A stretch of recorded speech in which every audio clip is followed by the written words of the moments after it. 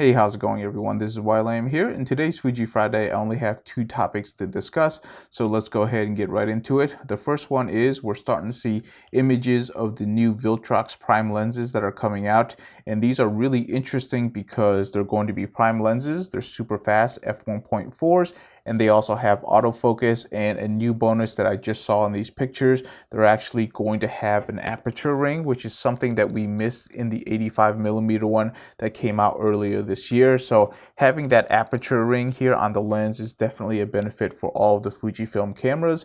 You kind of miss something if you actually don't have the aperture ring on the lenses. So these look to be really good lenses from a design standpoint. We really don't know what they look like from a imagery standpoint. We're going to have to wait a little bit on that, but overall though, really excited to see these lenses. And if you look at the pictures, and there are plenty online, they do have their own distinctive style when it comes to lens design, but as long as they actually look good and they continue to have that affordable price, I'm pretty sure they're going to sell very well. But you also have to wonder a little bit on whether or not Fuji Films is going to respond to these type of lenses coming out, because they have largely monopolized the sale of lenses to their own Fujifilm camera bodies. With these new lenses coming out, there's definitely going to be a population that's going to gravitate to something like this, because a lot of the Fujifilm lenses, like this 35mm f1.4 or the 16mm that I'm currently using, they tend to be on the expensive side. So having something that's going to be affordable, you got to think that it's going to hurt the sales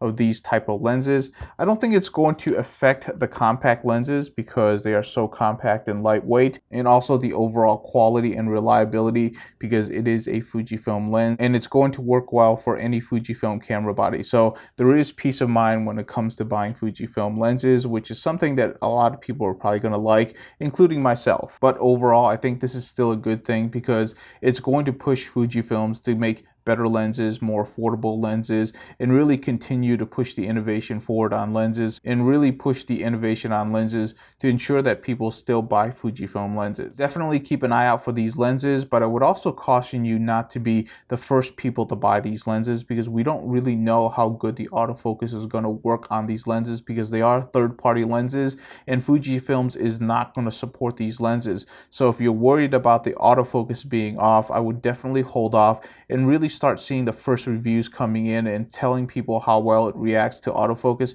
before you purchase one of these. I'm sure Viltrox will continue to update the firmware on them, trying to get the focus as best as possible, but it's not native glass, which means there's always going to be a little bit of guessing, and it's not going to be as perfect as buying Fujifilm glass. So that's something that you're going to have to think about. You're definitely going to save money, I'm pretty sure of that, but the trade-off is it going to be as accurate as a Fujifilm lens? And that's something we don't know until people start buying these, start reviewing them, and start telling you how accurate their autofocus is. So keep those things in mind if you're interested in purchasing these type of lenses. Now, the second topic that I want to talk about are the Fujifilm batteries. This is a subject that I kind of touched upon a little bit in last week's Fuji Friday, and I kind of want to expand upon it a little bit because there is some conversation going on and why I kind of harp on these batteries. And one of the reasons why I do is because while these batteries, they tend to be pretty good for photography, if you think about it, these are pretty old design. This battery design has lasted a long time, and really it was designed for photography in mind. In other words, the camera bodies that Fujifilms made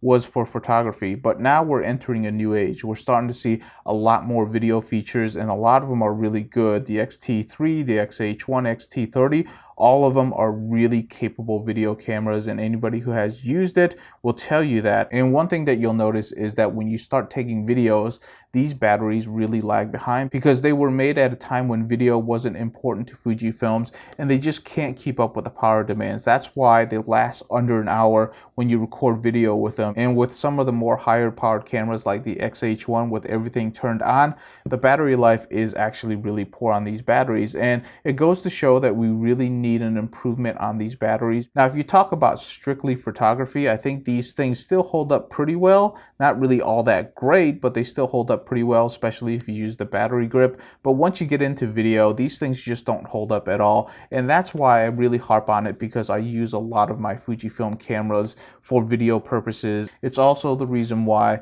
I started using battery banks or external power. Without the ability to power these cameras with external power, I probably would not like them as much as I actually do. This really is a crutch, you know, it's not really a permanent solution. What is a permanent solution is an improvement in the battery systems for the next generation of cameras. Should that come out for maybe the XH2? I think so, because a lot of people think that that camera body really fits well with a bigger size battery, and out of all of the cameras, it definitely demands the most power. In fact, if the upgrade to the X-T3, which is the X-T4, if it came with a more improved battery system that can keep up with a camera like the GH5 in terms of video record times, that is a definite win, and it's an automatic purchase for me because that is so significant in what I do for my filming. It's an automatic upgrade for me. So that one feature alone on an X-T4 would make me want to buy an X-T4. That's kind of my thoughts on why I want a battery system. It's not necessarily for photography. It's more for the video capabilities that the Fujifilm camera systems can do nowadays.